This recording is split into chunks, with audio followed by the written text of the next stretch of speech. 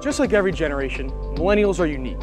For the most part, we're goal-oriented, practical, and we're strong multitaskers. We're also constantly connected, and we're technologically savvy. Millennials are certainly a vast generation. While we may be different in our habits or ways of living, we're all connected by the one global truth. The truth that lets each one of us stand up and say. And that need to stay connected may lead to more than just psychological issues. All that typing and texting can cause users to develop painful and potentially serious physical problems. Now, just to illustrate how many that is, here I have about 100 pieces of candy, each about the size of one of the bulbs. Now imagine I had 10 of these piles. Do that, and you'll understand just how many bulbs were planted here on one single day. The sports world here at Penn State is alive and kicking. Penn State plays its final home game of the season this Saturday in a matchup of Big Ten leaders. The second-ranked Penn State women's volleyball team defeated Long Island this past Saturday night, improving their record to an impressive 31-2.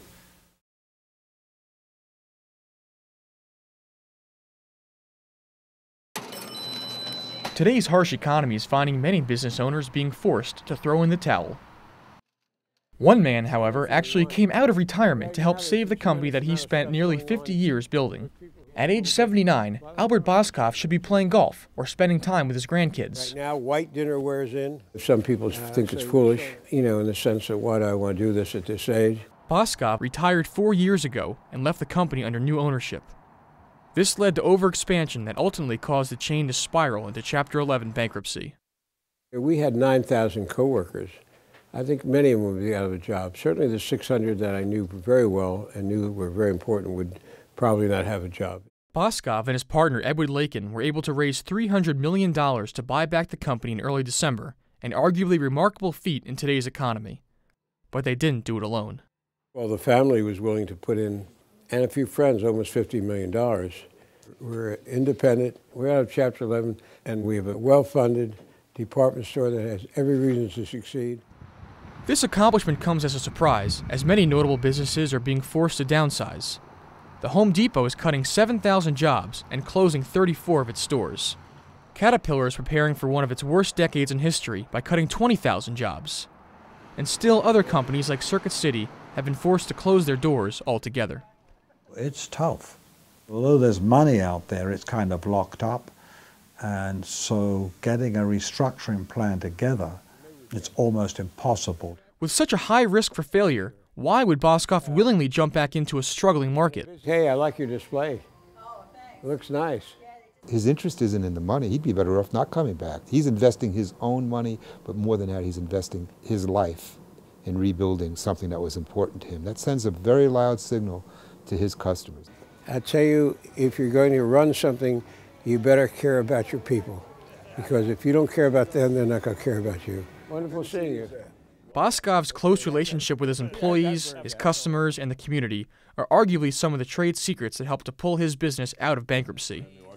Of course, the reality is that it's still a business. Oh, tomorrow's my last day. You're kidding. Yeah, I was really upset. I'm here 20 years in December. I had 4 days off. I just came in today and found out. And I like working here. I really enjoy coming in. I think the fact that we're in a recession makes it more difficult. And we have to prove that in a recession that we can run a successful store for 12 months rather than 2 months. We did cut our expenses then, and we're continuing to cut them now so that we can survive. Boskoff's has closed nearly 10 of its stores, proving that no company is totally safe in this economy. Still, Boskoff is hopeful. We're going to win. Will Boskoff's celebrated return be enough to keep the chain afloat, or will its doors finally be forced to close for good?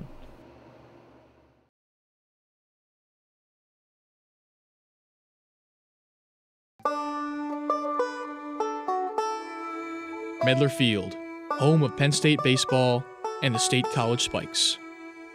Completed in 2006, Medlar Field is certainly an attractive venue for one of America's most exciting pastimes. But this brand new $25 million facility is more than just another piece of architectural eye candy on the face of Penn State.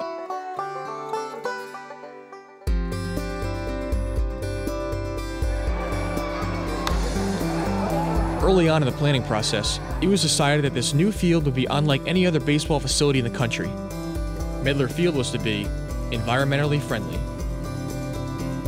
Automatic lights that turn off after 5 minutes, water-conserving sinks and waterless urinals, and clearly marked recycling bins are only the obvious green features of this park. Midler Field also reuses non-bathroom water for things like irrigation. 76% of construction waste was diverted for recycling, and shared parking with other Penn State sports facilities meant no need to waste energy constructing a new lot. The list goes on and on. With all these energy-conscious measures, Midler Field has been certified as a leader in energy and environmental design, the first sports venue in the country to receive this label. But it doesn't stop there. We also have a responsibility to help educate the public, and we have a fantastic facility and a sport that lends itself to helping educate the public. And so this past season we had 3 Going Green Nights where we partnered with various university agencies, state agencies, and local organizations to help promote energy conservation, things that just the general public can do not only at home but in the workplace to be more energy minded. As a community, we really need to do something for our environment. It's definitely more on my mind now than it was a year ago. I think that we're all in it together, so we all need to do our little share, even if it is just recycling. If I can recycle, I do. If there's the opportunity there, I will, and I think a lot of people feel that way as well. And there's no way that we can keep acting the way we are now. If things are just getting worse every day, then years and years it's just going to be out of control. I think that every company should be doing anything that they can to help out in any way possible. So I think that companies should start taking a larger part in trying to help the environment. It's a matter of trying to become as educated as possible and then taking that education and applying it to our operation. And so we're not going to stop until we become as environmentally sustainable as we possibly can with this facility.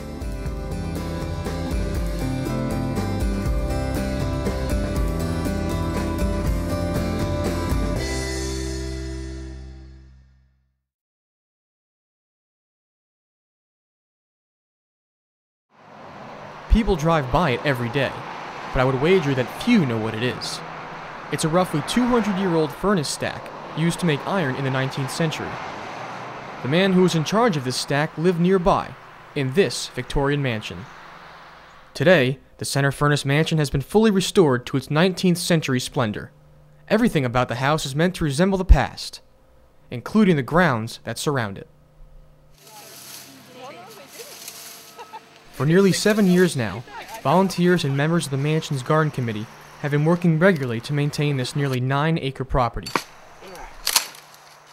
Recently, the mansion held its annual Day of Caring, one big day of volunteering to clean up the property and prepare the gardens for the upcoming winter. Sandra Grape was one of about 100 such volunteers. Well, I think it's a way that you can actually set a day aside and as a community give back to the community by doing something that shows that you care about your community you live in. One of the chores of the day was to plant a series of bulbs, ones that should blossom come springtime. Now I'm not talking about just 10 or 20, try 1,000. And just to illustrate how many that is, here I have about 100 pieces of candy, each about the size of one of the bulbs. Now imagine I had 10 of these piles. Do that, and you'll understand just how many bulbs were planted here on one single day. But it wasn't all simple garden work. With so much work to be done, what is it that brings people back? That one can be answered by garden coordinator Mary Sorensen. It's a place where people always come here and feel good, and I just enjoy being here. I enjoy the people I work with, and it's just a fun project. Mary says that she and the garden committee will be here for a long time to come, working to keep the spirit of the old house alive in the gardens. In State College, I'm Doug Vollmayer for the Center County Report.